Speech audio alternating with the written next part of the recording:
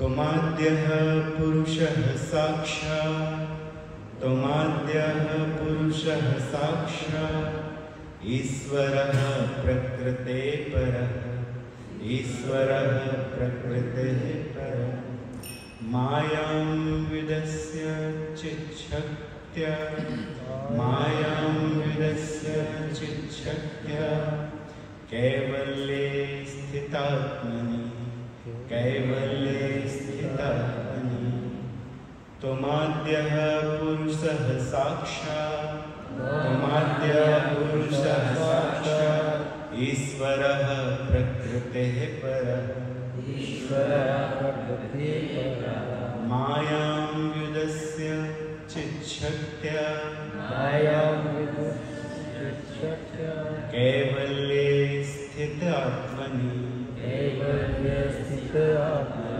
त्वमाद्यः पुरुषः साक्षात् ईश्वरः प्रकृतेः परः मायां विदस्य चिच्छक्त्या कैवल्ये स्थितात्मनि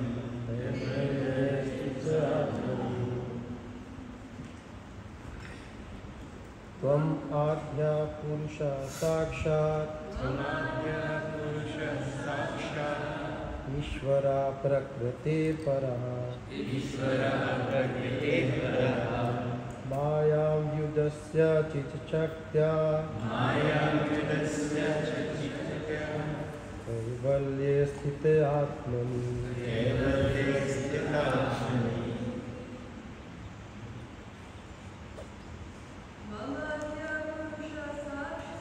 त्वमाद्यः पुरुषः साक्षात्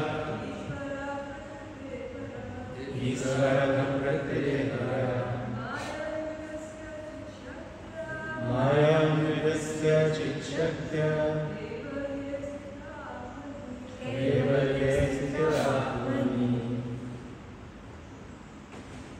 Tvamadhyah.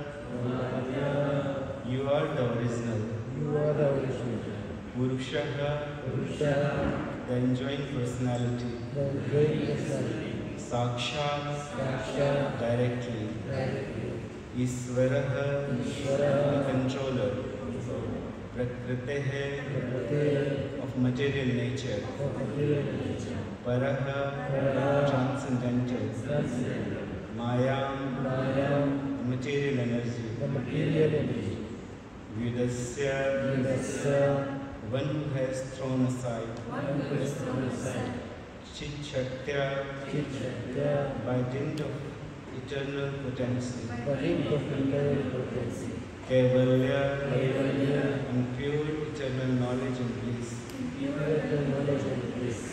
Sthitaha, Sthita, placed. Atmani, Atmani, oneself. also. Translation and purport by His Divine Grace A.C. Bhaktivedanta Swami Prabhupada. A.C. Bhaktivedanta Swami Prabhupada Maharaj Ki Jai. Translation. You are the original personality of Godhead, who expends Himself all over the creation, and it's transcendental to material energy. You are cast away the effect of the material energy by dint of your spiritual potency. You are always situated in eternal bliss and transcendental knowledge.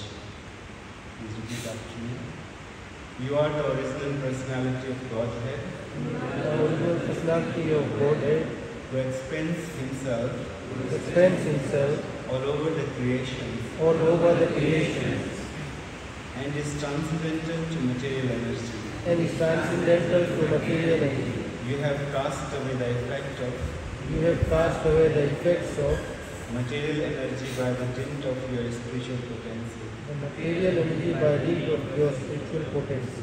You are always situated in eternal bliss You are always situated in eternal bliss and transcendental knowledge. and transcendental knowledge. Purport. The Lord states in the Bhagavad Gita that one who surrenders unto the lotus feet of the Lord can get release from the clutches of nescience. Krishna is just like the sun, and Maya or material existence is just like darkness. Wherever there is light of the sun, darkness of ignorance at once vanishes. The best means to get out of the world of ignorance is suggested here. The Lord is addressed here as the original personality of Godhead. From Him, all other personality of Godhead expand. The all-pervasive Lord Vishnu is Lord Krishna, plenary portion or expansion. The Lord expends Himself in innumerable form of Godhead and living beings, along with His different energies. But Sri Krishna is the original primeval Lord, from whom everything emanates. The all-pervasive feature of the Lord experienced within the manifested world is also a partial representation of the Lord. Paramatma, therefore, is included within Him. He is the absolute personality of Godhead. He has nothing to do with the action and reaction of the material manifestations because He is far above the material creation. Darkness is perverse representation of the sun, and therefore the existence of darkness depends on the existence of the sun, but in the sun proper there is no trace of darkness. As the sun is full of light only, similarly, the absolute personality of Godhead beyond the material existence is full of bliss. He is not only full of bliss, but also full of transcendental variegatedness. Transcendence is not at all static, but full of dynamic variegatedness. He is distinct from the material nature, which is complicated by the three modes of material nature. He is Param, or the chief, therefore he is absolute. He has manifold energies, and through his diverse energy, he creates, manifests, maintains, and destroys the material world. In his own abode, however, everything is eternal and absolute. The world is not conducted by the energies of powerful agents by themselves. The world is not conducted by the energies or powerful agents by themselves, but by the potent, all-powerful with all energies. Prabhupada ki jai. इसके पहले आप लोगों ने सुना कि भग्नो रुदंडे धृतराष्ट्र पुत्रे, जब धृतराष्ट्र के पुत्र का नाम क्या था? गोवर्धन एक ही बचा था। भग्नो रुदंडे, जब उसके जंघा को भग्न कर दिया गया, तोड़ दिया गया, किसके द्वारा? भीम के द्वारा। भीम बहुत शक्तिशाली थे और दोनों बराबर के योद्धा थे। तो एक प्रश्न उठता है, कैसे बराबर के योद्धा थे? भीम के पास 10,000 हाथी का बल था और दुर्योधन के पास कहाँ 10,000 हाथी का बल था? तो दोनों बराबर के योद्धा कैसे हुए? दोनों में बराबर बल तो था नहीं। माता जी के द्वारा उनको शक्ति प्राप्त हुई थी। शक्ति प्राप्त हुई थी, ठीक। बहुत अच्छा उत्तर है कि उनकी माता जी ने उन्हें लोहे का बना दिया था, वज्र का बना दिया था, लेकिन इसके पहले से भी वो बराबर किया हुआ था। पीछे उसका गुरु बलराम था, उसके गुरुजी बलराम थे। सही बात है। तो दिन में वो सीखते थे अपने गुरु से और संध्या के समय खूब अभ्यास करते थे। तो एक में बल अधिक था और दूसरे ने अभ्यास अधिक किया था, इसीलिए दोनों बराबर के योद्धा थे। और गांधारी के द्वारा वर मिल जाने के बाद, जैसा प्रभु जी ने बताया, वो बिल्कुल बराबरी के हो गए थे। क्योंकि जब भीम कितनी भी ताकत लगा के उनको मारते थे तो उनका शरीर तो बच जाता था, तो वो हंसते थे। लेकिन भगवान ने ट्रिक किया था, केले का पत्ता लपेट के गए थे, तो इसीलिए उनकी जंघा इत्यादि वो पार्ट उनके फिर भी नॉर्मल थे। तो इसीलिए भगवान ने इशारा किया। तो भगवान के कहने पर भीम ने कोई नियम नहीं तोड़ा, बल्कि यदि भगवान यदि कोई आज्ञा देते हैं तो वही धर्म है। तो भगवान के कहने पर भग्नो रुदंडे धृतराष्ट्र पुत्र, तो धृतराष्ट्र के पुत्र के उन्होंने जंघे को तोड़ दिया। तो उस समय बहुत तड़प रहा था दुर्योधन, बहुत अधिक तड़प रहा था, और उसको प्रसन्न करने के लिए बाद में वहाँ पर आए थे। तो एक तरह से मृत्यु भी हो चुकी थी, ना हिल सकता था ना डुल सकता था, लेकिन मृत्यु क्यों नहीं आई? कोई साधारण व्यक्ति होता, कोई और दूसरा योद्धा होता, तो उसे मृत्यु आ जाती, लेकिन दुर्योधन को मृत्यु क्यों नहीं आई? उसका क्या कारण था? तो दुर्योधन को मृत्यु इसलिए नहीं आई क्योंकि दुर्योधन को एक और वरदान था कि जब तक उसको सुख और दुख एक साथ नहीं होगा तब तक उसको मृत्यु नहीं आए। तो यहाँ तो केवल दुख ही दुख है, जोर से मारा भी है और उसके 98 भाइयों को भी मार दिया। तो 100 में से एक नहीं मरे, बाकी 98 को मार दिया था और 99 11 लोग शेष बचे थे पूरे महाभारत के युद्ध में। तो अभी भी पांडवों की तरफ से एक अक्षौहिणी सेना और भी लोग बाकी थे, बड़े बड़े योद्धा बाकी थे, उनके 5 पुत्र बाकी। तो अश्वत्थामा इत्यादि आके कहने लगे कि ये बहुत गलत हुआ, ये बहुत बुरा हुआ, और रोने लगे। दुर्योधन जोर जोर से विलाप करने लगे कि इन्होंने मेरा सब कुछ छीन लिया, मेरे यश को छीन लिया, बहुत अभिमानी थे दुर्योधन, तो अभी भी अभिमान था कि मेरे सारे यश को इन्होंने धूमिल कर दिया, मेरे पुत्रों का वध कर दिया, मेरे भाइयों का वध कर दिया, है ना, और मेरे जितने भी सगे संबंधी मित्र सबका इन्होंने वध कर दिया। वो बहुत विलाप कर रहा था, बहुत। तो अश्वत्थामा से वो विलाप देखा नहीं गया और बार बार कहता था कि कुछ भी करो और उन पांचों को मार के मेरे सामने लेके आओ, तब मुझे अच्छा लगेगा, और उसके बाद मैं अपने देह को त्याग सकूँ, बार बार कहता था। तो अश्वत्थामा गए और जाके एक पेड़ के नीचे, एक विशाल पेड़ के नीचे जाके बैठ गए। उस पेड़ में कौवे रहते थे। विशाल पेड़ के नीचे जाके बैठ कर सोचने लगे कि क्या करूं, कैसे मैं दुर्योधन का हित करूं। तब तक रात्रि का समय था और एक उल्लू आया, और उल्लू आके वो कौवों को मारने लगा। तो तुरंत ये देख के उसके मन में प्लान आ गया कि मुझे क्या करना है। और दो लोग बचे थे उनकी तरफ से, कृतवर्मा और कृपाचार्य।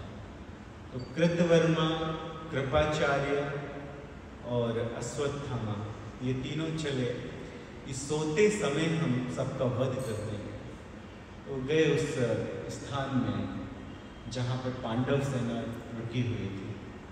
तो उस दिन भगवान किसी तरह से पांडवों को, पांचों पांडवों को बाहर ले गए थे। भगवान जानते थे क्या होने वाला है, भगवान भूत वर्तमान भविष्य सब कुछ जानते हैं, तो वो जानते थे क्या होने वाला है। तो पांचों पांडवों को लेकर चले गए और पांडवों के रूम में उनके 5 पुत्र सोए हुए थे, द्रौपदी के 5 पुत्र।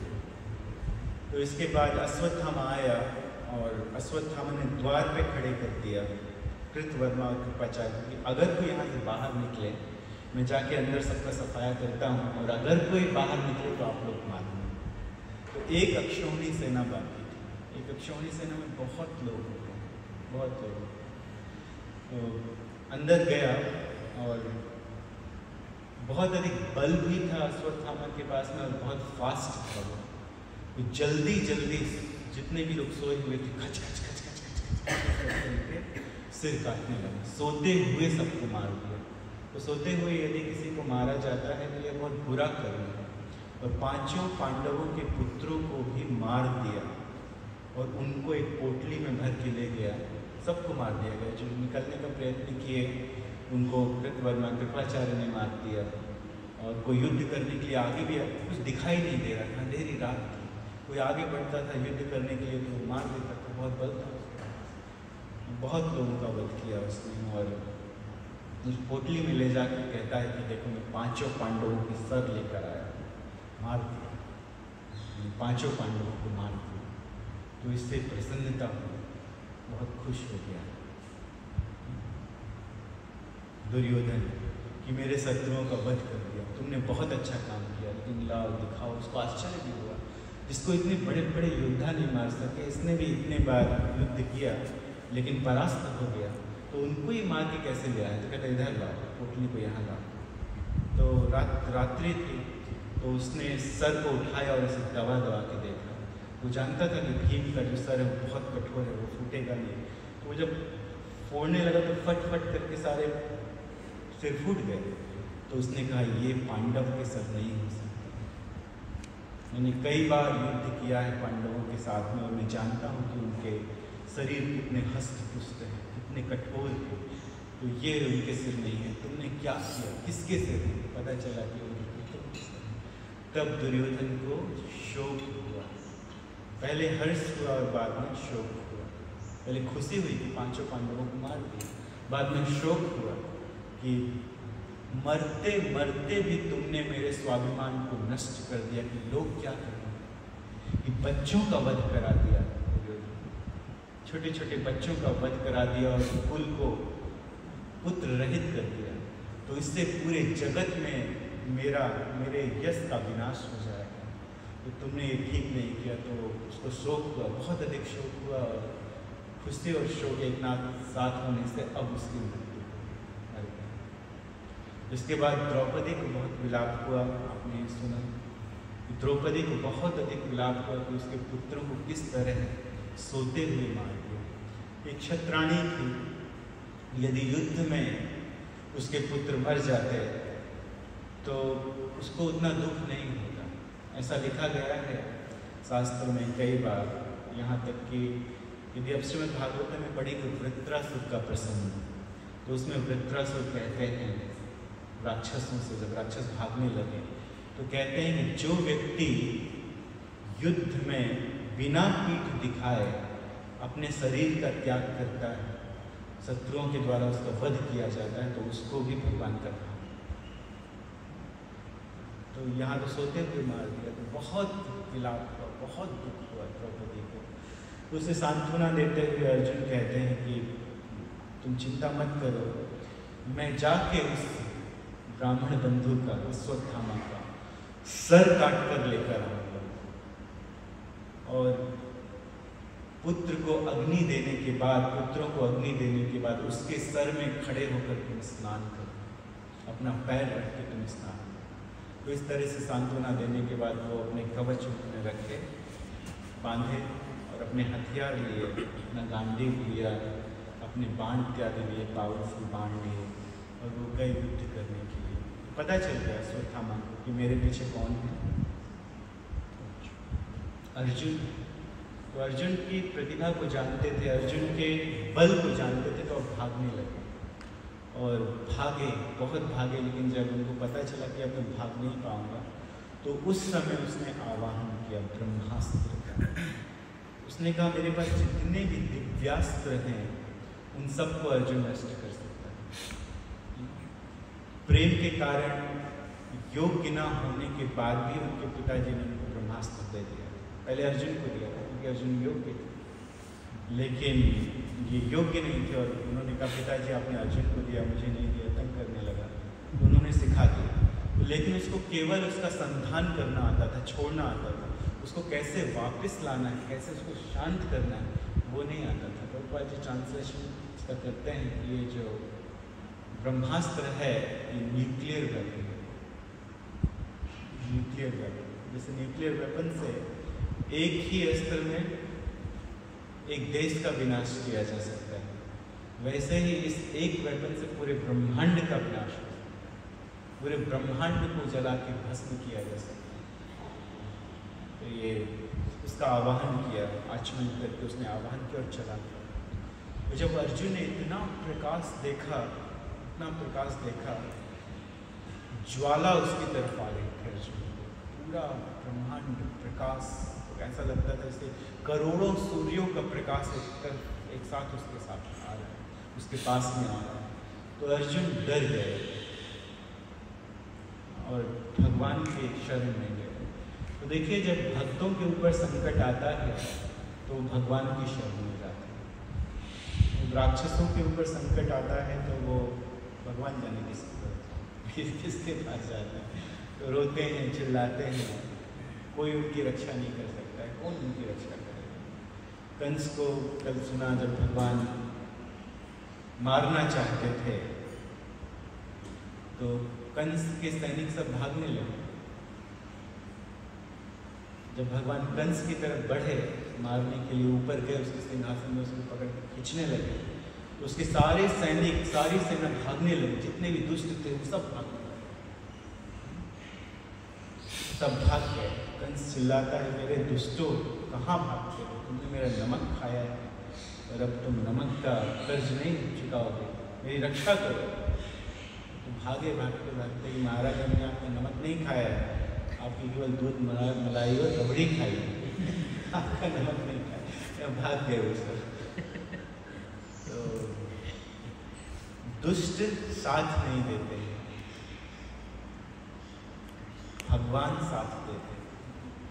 जब दुख होता है तो कृष्ण के अतिरिक्त तो और कोई दूसरा नहीं साथ देता, दूसरा कोई मित्र इत्यादि, कोई मनुष्य, कोई स्वजन, कोई साथ नहीं दे सकता, केवल भगवान साथ देते हैं। इसीलिए जब दुख होता है तो सब कृष्ण के मंदिर में आके रोते हैं, सब भगवान के पास जाके रोते हैं कि भगवान अब केवल आप ही बचा सकते हैं और कोई नहीं बचा सकता।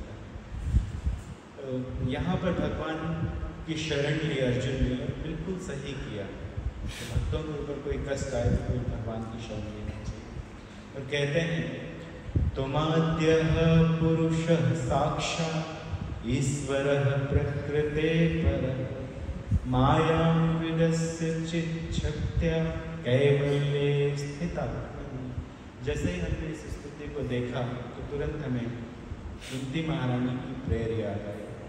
कुंती महारानी भी अपनी प्रेयर में सबसे पहले यही क्या कहते हैं, नमस्ते पुरुषम त्वाद्यं ईश्वरः प्रकृते पर अलक्ष्यम सर्वभूतानां अंतर्बहिरवस्थितः। इसी बात को कुंती महारानी कहते हैं अपनी प्रेयर में सबसे पहले। नमस्ते, नमस्कार करती हैं कुंती महारानी। यहाँ पे संकट है तो तुम आद्य है, तो भगवान की प्रार्थना करते हुए वे कहते हैं कि तुम आद्य, आप ही आदि पुरुष हैं, आप ही सनातन हैं, आपके अतिरिक्त और कोई दूसरा नहीं था, पहले नहीं था, तुम आदि, आप ही आदि पुरुष हैं। तो हम लोग जानते हैं कि भगवान ही सर्वप्रथम थे और कोई दूसरा नहीं था। कभी कभी कुछ लोग कहते हैं कि राधा रानी से कृष्ण आए, और कभी कभी कुछ लोग कहते हैं कृष्ण से राधा रानी। ये दोनों बातें सही हैं। एक शक्ति है और दूसरा शक्तिमान, और शक्ति और शक्तिमान में कोई भेद नहीं होता है। तो यदि कोई ऐसा मानता है कि मेरे कृष्ण बड़े हैं, हास परिहास में कहता है तो ठीक है। कोई कहता है मेरी राधा रानी बड़ी है, वो भी ठीक है। लेकिन अगर कोई हृदय में बीमारी पाल ले, बीमारी ही पाल ले कि मेरी राधा रानी ही बड़ी है, उनसे ही कृष्ण आए हैं बस, तो हम केवल राधा रानी का भजन करेंगे, तो वो तब तक रौरव नाम के नरक में रहता है जब तक सूर्य और चंद्रमा रहते हैं। यदि कोई बीमारी पाल ले, यदि कोई बीमारी पाल ले कि मेरा कृष्ण ही बड़ा है, राधा रानी वो तो मैथोलॉजी, वो तो है ही, तो वो तब तक रौरव नाम नरक में रहता है जब तक सूर्य और चंद्रमा है, ऐसा वेदों में कहा। तो कृष्ण आदि पुरुष ने, जब कृष्ण अकेले व्यक्ति क्या आनंद आए, अकेला कोई है, बैठे रहे हम अकेले मंदिर में, हारमोनियम बजाते रहे, कितनी देर बजाएंगे। लेकिन जब भक्त लोग हैं, देखते हैं अब जन्माष्टमी के समय कोई बैठ जाता है तो बजाने के लिए, और जन्माष्टमी में सब साथ देते हैं तो उठने की इच्छा ही नहीं होती है भक्त, वो कीर्तन करते ही जाते हैं, करते ही जाते हैं, करते ही जाते हैं। मंदिर के मैनेजमेंट को बताना पड़ता भैया बंद करो, इसके बाद दूसरा प्रोग्राम। तो भक्तों के साथ में अच्छा लगता है, तो भगवान को भी अच्छा लगता है। भगवान ने क्रिएशन की, तो कई प्रकार की क्रिएशन है। तो उसमें पहले सर्ग, जो क्रिएशन भगवान ने की उसको सर्ग कहते हैं, और भगवान के बाद जो क्रिएशन थी ब्रह्मा जी ने की वो सब विसर्ग। अत्र सर्गो विसर्गश्चा स्थानम पोषणम नूतन उदय मनवंतरेशम कथा निरोधो मुक्तिराश्रया। इन 10 विषयों का वर्णन श्रीमद् भागवतम में किया गया है। श्रीमद् भागवतम क्या है कि 10 विषयों का वर्णन है। तो भगवान के द्वारा जो क्रिएशन की जाती है उसको सर्ग कहते हैं। तो उसके पहले भी भगवान ने एक क्रिएशन की अपने स्पिरिचुअल जगत में। बलदेव जी एक तरफ से निकले, एक तरफ से राधा रानी निकली। बलराम जी उनके स्वरूप हैं और राधा रानी उनकी शक्ति है। तो शक्ति से दूसरी शक्तियाँ आई, जितनी भी शक्तियाँ हैं, जितनी भी गोपियाँ हैं, जितनी भी देवियाँ हैं, वो सब राधा रानी से आ रहे हैं। और स्वरूप बलराम जी से थे, 3 विष्णु निकले, चतुर्भुज निकला। पहला चतुर्भुज क्या था? चतुर्भुज भगवान से निकला, वासुदेव संकर्षण प्रद्युम्न रणभूत। फिर संकर्षण से दूसरा चतुर्भुज निकला, जो प्रथम चतुर्भुज की कॉर्बन कापी है, एकदम से वैसा है, वासुदेव संकर्षण प्रद्युम्न। उसके बाद फिर विष्णु आए, और वही क्षीरोदक साई विष्णु सबके अंदर रहते हैं। तो उनके बारे में ही कहा है यहाँ पर इस श्लोक में कि कैवल्य स्थित आत्मा, तो प्रत्येक जीव के आत्मा है। तो तुमाद्य पुरुष साक्षात, साक्षात, साक्षात शब्द बड़ा इम्पोर्टेंट है। साक्षात जब आप सुनते हैं, हम लोग कहते तो हैं साक्षात, साक्षात कृष्ण बैठे हैं, साक्षात कृष्ण बैठे हैं, लेकिन साक्षात बैठे हैं इसका अर्थ क्या है? इसका अर्थ है कि वही भगवान श्री कृष्ण बैठे हैं, गोलोक वृंदावन वासी कृष्ण। फिर यहाँ पे तो वैसे भी गोलोक बिहारी नाम ही है, गोलोक बिहारी। तो गोलोक बिहारी जी वैसे ही बैठे हुए हैं, साक्षात यत्र साक्षात जगन्नाथ शंख चक्र गदाधरा जंतु नाम दर्शनात् मुक्तिम यो ददाति कृपानिधि। तो भगवान बैठे हैं कृपानिधि भगवान बैठे हैं कृपा करने के लिए, सब कुछ देने के लिए। साक्षात जैसे जगन्नाथ जी वो कोई डीटी नहीं है, वो साक्षात वहाँ बैठे हैं, वही उनका स्वरूप है, वही उनका स्वरूप है, साक्षात बैठे हुए हैं। तो उसी प्रकार से जिस मंदिर में भगवान श्री कृष्ण की बढ़िया से प्रतिष्ठा करके अच्छे से पूजा की जाती है, वहाँ भगवान विराजते हैं। और ऐसा देखा गया है कि जिनके बीच में भगवान रहते हैं अपना स्वरूप वैसा ही धीरे धीरे धारण कर लेते हैं, बदल जाते हैं। अब लड्डू गोपाल लेके आइए, मूर्तियाँ लेके आइए वृंदावन से, पहले कुछ और दिखेंगे, लेकिन आपकी सेवा से खुश होके वो आपके जैसा स्वरूप धीरे धीरे धारण कर लेंगे। आपके जैसी नाक, आपके जैसे हैं, आपके जैसे कान, तो धीरे धीरे आपके परिवार वाले बन जाते हैं। क्यों आपके परिवार वाले बन जाते हैं? क्योंकि आप उनको अपना बच्चा समझ के पूछते हैं, अपना पुत्र समझ के पूछते हैं, अपना भाई समझ के, अपना परिवार वाला समझ के पूछते हैं, तो वो आपके घर जैसे बन जाते हैं। तो इसी तरह से, इसी प्रकार से भगवान को अपना मान के पूछना चाहिए, अपना समझना चाहिए, एक रिलेशन भगवान के साथ बनाना चाहिए। तो 12 रस हैं, लेकिन 5 उसमें से मुख्य हैं। तो 5 उन रसों में भगवान के साथ किसी एक रस को स्थापित करके हमें बचना चाहिए। भगवान साक्षात बैठे हैं और आदि पुरुष हैं। कई जगह कहा गया है कि एकमात्र पुरुष तो वही है, बाकी हम प्रकृति हैं, और प्रकृति क्या है? स्त्री है। तो एकमात्र पुरुष कृष्ण है। तो माध्य पुरुष साक्षात ईश्वर प्रकृति पर नमस्ते पुरुषम तात्वाद्यम ईश्वर प्रकृति। और ब्रह्मा जी भी यही बात कहते हैं, कुंती महारानी कह रही, ब्रह्मा जी क्या कहते हैं? ईश्वर परमः कृष्ण सच्चिदानंद विग्रह अनादिरादिर गोविंद सर्व कारण कारणम। वही वो भी यही बात है, ईश्वर परमः कृष्ण सच्चिदानंद विग्रह अनादिरादिर गोविंद सर्व कारण प्रकृति परः। ईश्वर प्रकृति परः, भगवान परम ईश्वर हैं, प्रकृति के परे। बहुत सारे ईश्वर हैं भगवान के द्वारा बनाए गए। ईश्वर का अर्थ होता है नियंता, कंट्रोलर। भगवान ने बहुत सारे ईश्वर बनाए हैं इस जगत में। यहाँ पानी बरसाने के लिए एक अलग ईश्वर बनाया है, हम लोग सांस ले सकें तो उसके लिए एक अलग ईश्वर बनाया है। वरुण देवता वो एक अलग ईश्वर है। तो बहुत सारे ईश्वर हैं संसार में जिनको अलग अलग काम दिया गया है, अलग अलग। ये आपका डिपार्टमेंट है, आप संभालिए। तो यमराज जी को नरक का डिपार्टमेंट दे दिया, किसी को कहीं का डिपार्टमेंट, किसी को कोई डिपार्टमेंट दे दिया। तो लेकिन कभी कभी ऐसे नियंताओं को भी अभिमान हो जाता है। हम लोग जानते हैं, सुनते हैं किस प्रकार से बारंबार, विशेष करके इंद्र को अभिमान हो जाता है, इंद्र को। तो इसलिए हम लोग कहते हैं कि स्वर्ग जाने की इच्छा मत कीजिए, कोई फायदा नहीं। ऐसी जगह जाने से क्या फ़ायदा जहाँ इस मटेरियल वर्ल्ड के लक्षण गुण हैं, तो वहाँ पर भी अभिमान होता है। तो आप जानते हैं कि भगवान उपस्थित थे लेकिन ब्रज को डुबाना चाहे। गौये भी नष्ट हो जाते, गौये तो बहुत प्रिय हैं भगवान, वो भी नष्ट हो जाते हैं। 7 बजे तक ये इसको पूरा नहीं हो पाएगा, फिर हम इसको कल फिर से कंटिन्यू करेंगे। तो ईश्वर प्रकृति परम, भगवान इसलिए इंद्र से बात भी नहीं किए। इंद्र से तो किए लेकिन ब्रह्मा जी से विशेष करके बात नहीं किए। ब्रह्मा जी भी एक ईश्वर है, वो तो आके प्रेयर किए, ब्रह्मा जी से बात नहीं की। ब्रह्मा जी प्रेयर कर रहे थे भगवान के लिए, भगवान दूसरी करते। क्यों? क्योंकि गौ चुरा के ले गए भगवान। इंद्र भी डुबाना चाहते थे गौओं को पानी में, पानी बरसा के सबसे खतरनाक बादलों को बुलाया कि आके बरसाओ और डुबा दो। ऐसी बात, और भगवान ने पूजा की सेवा करना चाहिए, ये कैसी परीक्षा की विधि है? और ब्रह्मा जी तो भगवान के परिकरों को ले गए, गौओं को ले गए।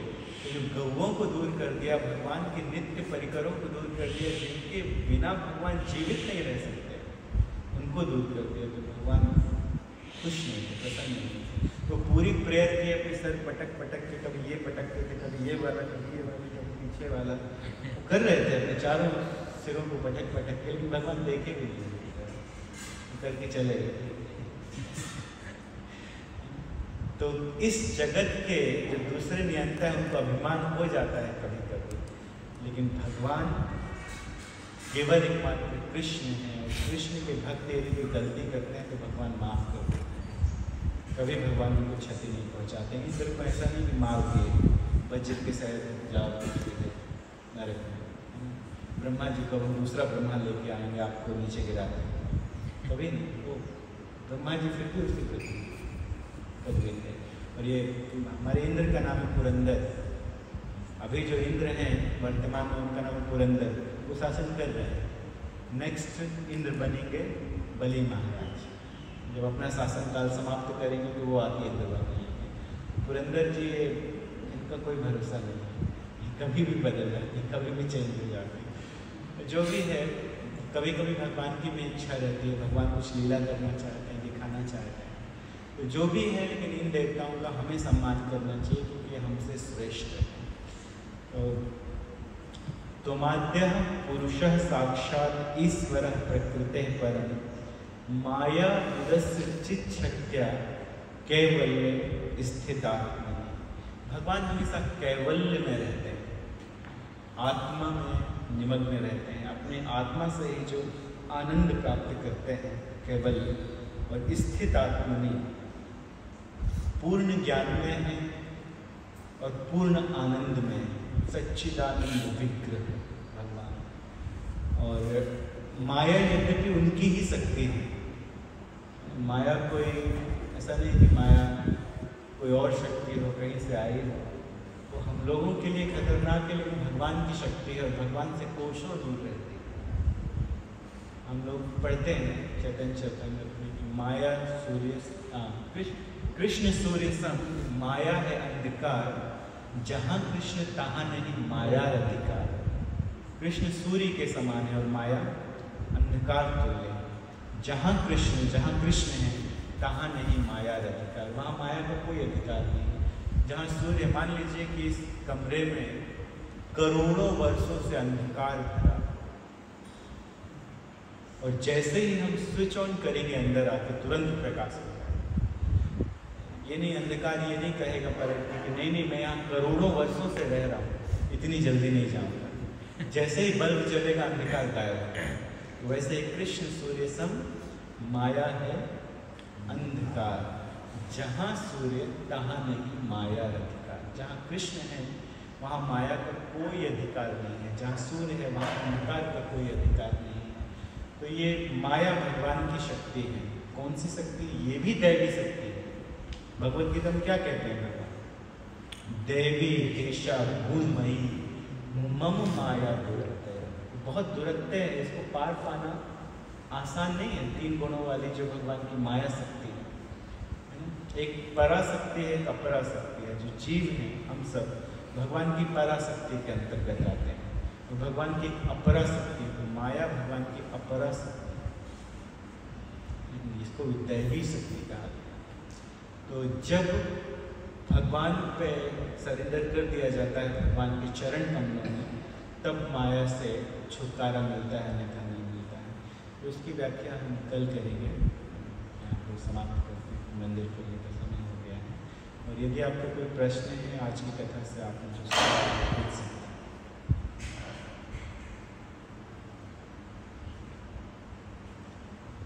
जय श्री राधा गोलोक बिहारी जी की, जय राधा सखी जी की, जय सीताराम लक्ष्मण हनुमान की, श्री गौर निताय की, श्री प्रभुपाद की, ताई गौर